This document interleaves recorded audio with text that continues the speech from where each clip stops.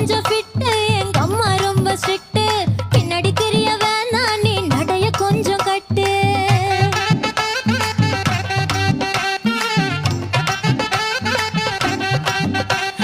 வண்டி மாட பூட்டி அந்த வாய்க்கா ஓர ஓட்டி ஊரை சுத்தி காட்டி உன்னை கூட்டின்னு போறேன் ஸ்வீட்டி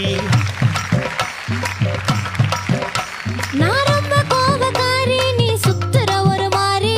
ஆடிக்காரி ஏறி நான் போக போறேன் சாரி ஓ அப்படியா